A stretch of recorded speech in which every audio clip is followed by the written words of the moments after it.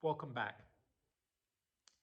Yesterday, we left the separatist congregations in 1607 and 1608, having been, as they would say, persecuted. And that's probably accurate. Persecuted in England, crossing the English Channel to what he called the Low Countries. We call them by the term the Netherlands. And especially there, they settled in the province of Holland. Because the Netherlands, which at that time included Belgium, had been fighting to separate themselves, and successfully so, from the Spanish and from the Holy Roman Empire, which was also held by the King of Spain. The emperor and the king were the same depending on where that person was at a given time. Parts of the Netherlands remained Catholic. They became eventually Belgium. But they were not always happy with the Spanish because they spoke French. It was a very confusing time, and both nationality and religion came into play. And here the separatists were trying to maintain a sense of being English when England didn't like the way they had their religion, in a place where they could exercise their religion freely, but culturally they were different. It was a tricky spot for them to be in. Here's what he says about that, William Bradford. After they had lived in this city about some 11 or 12 years, which is the more observable, being the whole time of that famous truce between that state and the Spanish. And sundry of them were taken away by death, and many others began to be well stricken in years.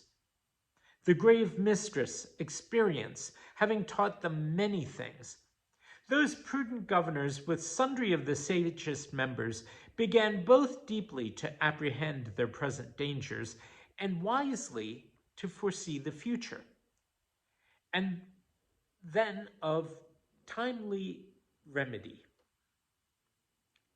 In the agitation of their thoughts, and much discourse of the future, in agitation of their thoughts, and much discourse of things heard about, at length they began to incline to this conclusion of removal to some other place, not out of any newfangledness or other such like giddy humor, by which men are oftentimes transported to their great hurt and danger, but for sundry weighty and solid reasons, some of the chief of which I will briefly touch. At first, they saw and found by experience the hardness of the place and country to be such as few in comparison would come to them, and fewer that would bide it out and continue with them. For many that came to them, and many inconveniences for many that came to them, and many more that desired to be with them, could not endure that great labor and hard fare, with other inconveniences which they underwent and were contented with. But though they loved their persons, approved their cause, and honored their sufferings, yet they left them, as it were, weeping, as Orpah did her mother-in-law, Naomi, or as those Romans did Cato in Utica, who desired to be excused and borne with, though they could not all be Catos. For many, though they desired to enjoy the ordinances of God and their purity, and the liberty of the gospel, with them yet, alas, they admitted of bondage, with danger of conscience, rather than to endure these hardships. Yea, some preferred and chose the prisons of England, rather than the liberty in Holland with these afflictions. But it was thought that if a better and easier place of living could be had, it would draw many and take away these discouragements. Yea, their pastor would often say that many of those who both wrote and preached against them now, if they were in a place where they might have liberty and live comfortably, they would then practice as they did. Secondly, they saw that though the people generally bore all these difficulties very cheerfully and with a resolute courage, being in the best and strength of their years, yet old age began to steal upon many of them, and their great and continual labors with other crosses and sorrows hastened it before its time. So, excuse me, I hit myself in the glasses because I'm swatting at a mosquito. Mosquitoes actually are not a big problem in England, but once they got to Massachusetts, I have a feeling they discovered such matters. I'm way off topic right now, aren't I? Yes, I'll get back to the reading. So these people were feeling age coming upon them. And it was not only probably thought, but apparently seen, that within a few years more they would be in danger to scatter by necessities pressing them, or sink under their burdens, or both. And therefore, according to the divine proverb, that a wise man seeth the plague when it cometh, and hideth himself, Proverbs 22:3.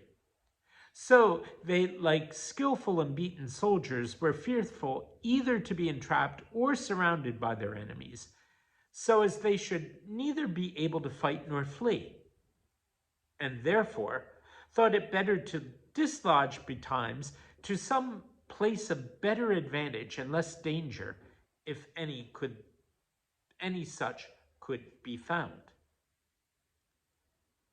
Thirdly, as necessity was a taskmaster over them, so they were forced to be such, not only to be to their servants, but in sort to their dearest children.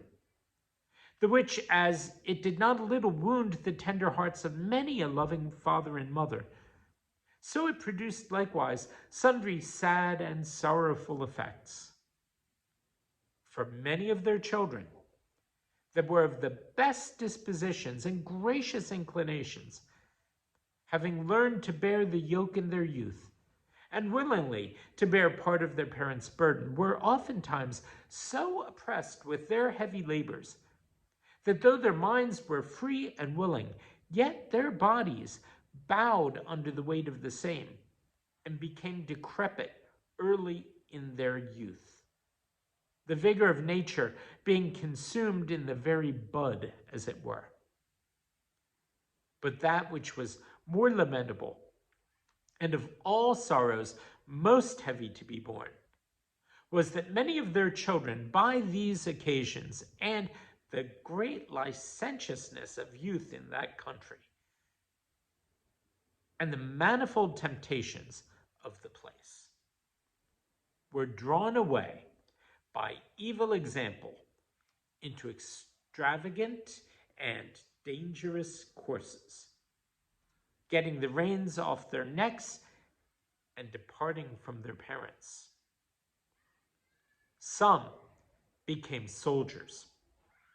Others took upon them far voyages by sea, and others some worse courses, tending to dissoluteness and the danger of their souls, to the great grief of their parents and dishonor of God, so that they saw their posterity would be in danger to degenerate and be corrupted.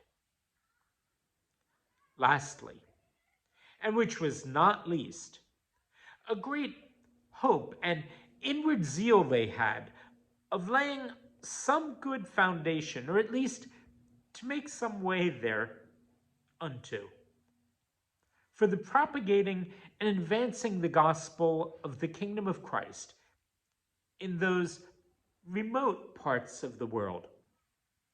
Yea, though they should be but even as stepping stones unto others for the performing of so great a work. These, and some other like reasons, move them to undertake this resolution of their removal, the which they afterward prosecuted with so great difficulties, as by the sequel will appear. Part of the sequel tomorrow.